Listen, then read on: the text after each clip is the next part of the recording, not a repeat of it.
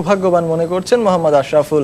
Test ক্রিকেটের সর্বকনিষ্ঠ এই centurion এখনো স্বপ্ন দেখেন আবারও জাতীয় দলে খেলার। তবে বিসিবির প্রধান নির্বাহী কর্মকর্তা জানান, ঘরোয়া ক্রিকেটের অন্যান্য টুর্নামেন্টগুলোতে খেললেও বিপিএলে খেলতে পারবেন না আশরাফুল। ৬১ টেস্টে ২৭৩৭ রান, ৬টি শতক আর ৮টি অর্ধশতক। ওয়ানডেতেও প্রায় ৩৫০০ রান মোহাম্মদ আশরাফুলের ভান্ডারে। অজস্র রেকর্ডের পাশেও আছে তার নাম। ম্যাচ পাতানোর মতো কেলেঙ্কারিতে না জড়ালে আশরাফুলের রেকর্ড ও রান আরও সমৃদ্ধ হতো। তবে এই কথাটা তার থেকে বেশি কে বোঝেন। তাই নিষেধাজ্ঞা থেকে ফিরে ভালো ক্রিকেটার হওয়ার আকুতি যতটা, তার থেকে ভালো মানুষ হওয়ার আকুতিটাই বেশি। অবশ্যই ভালো লাগছে যে আবার আমি দ্বিতীয় সুযোগ পাচ্ছি, বাংলাদেশ ক্রিকেট বোর্ডের আন্ডারে ক্রিকেট খেলতে পারবো। আমি লাকি যে আমি আরেকটা সুযোগ পাচ্ছি। চেষ্টা করব বাকি জীবনটা ভালো একটা মানুষ হিসাবে এবং আরো ভালো ভালো ইনিংস উপহার দেওয়ার চেষ্টা করবে। আশরাফুলের অনুপস্থিতিতে গেল ৩ বছরে বাংলাদেশ জাতীয় ক্রিকেট দল এগিয়েছে অনেকখানি, প্রতিযোগিতাও বেড়েছে অনেক। পরিস্থিতি বিবেচনায় বর্তমান দলে সুযোগ পাওয়াটা হবে বেশ কঠিন, কিন্তু আশরাফুলের মুখে ভিন্ন কথা।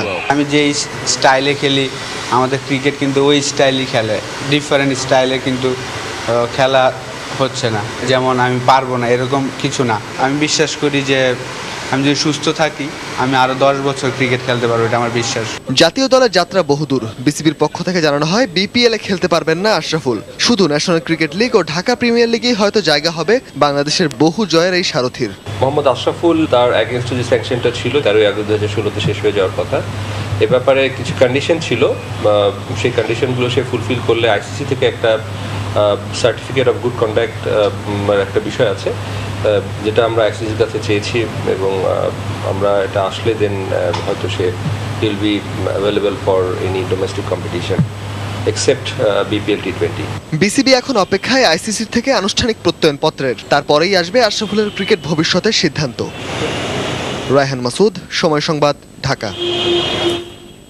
2 টেস্ট ও 3টি ওয়ানডে খেলতে আগামী 3 সেপ্টেম্বর বাংলাদেশ সফরে আসার কথা ইংল্যান্ড জাতীয় ক্রিকেট দলের। তবে ব্রিটিশ মিডিয়ার গুঞ্জন, কোনো ক্রিকেটার চাইলে বাংলাদেশ সফর বর্জন করতে পারবেন। কিন্তু সংবাদ মাধ্যমে প্রকাশিত নেতিবাচক খবরগুলি স্রেফ অনুমান নির্ভর, এমনটাই জানিয়েছেন দলটির সহকারী কোচ পল ফারবেস।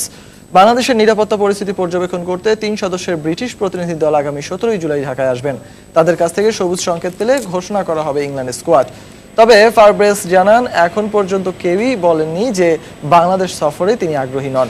2009 সালে লাহোর শ্রীলঙ্কা দলে যে বাসে জঙ্গি আক্রমণ হয় সেই বাসেই ছিলেন তিনি। তাই সন্ত্রাসীদের ভয়ে কোনো দেশ সফরের বাতিলের বিপক্ষে ফারবেস। হাতে অল্প সময় থাকলেও জোরে সোরেই চলছে নারী ক্রিকেট দলের আয়ারল্যান্ড সফরের প্রস্তুতি। নারী ক্রিকেট দলের দায়িত্ব নিয়েছেন সারোয়ার ইমরান। আগামী মাসে আয়ারল্যান্ডের উদ্দেশ্যে রওনা হবে নারী ক্রিকেট দল। তার আগে কোচ ছাড়াই শুরুতে প্রস্তুতি শুরু করে নারী দল। প্রথম কয়েকদিন সহকারী কোচ আশিকুর রহমান তাদের দেখাশোনা করলেও এখন সারোয়ার ইমরানের কাঁধেই গুরু দায়িত্ব। মিরপুরের একাডেমি মাঠে ম্যাচ কন্ডিশনে প্রস্তুতি নেয় নারী দল। সারোয়ার ইমরান জানান, তিনি এখনো দলের সাথে পরিচিত হবার চেষ্টা করছেন। দেশের অভিজ্ঞ এই কোচ আরও জানান, খুব বেশি সময় হাতে না থাকায় কেবল ভুল ত্রুটি শোধরানো নিয়ে কাজ করবেন তিনি।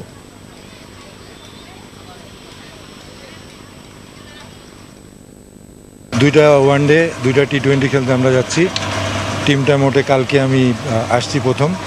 টিমের সবাইকে চিনি না, চিনতে চেষ্টা করতেছি কে কীরকম ব্যাটিং করে, বোলিং করে, ফিল্ডিং করে, ফিজিক্যাল ফিটনেস কীরকম, টিম কম্বিনেশন কীরকম, টিম স্পিরিট কীরকম। আসলে অনেক ইমপ্রুভ করার অনেক জায়গা আছে।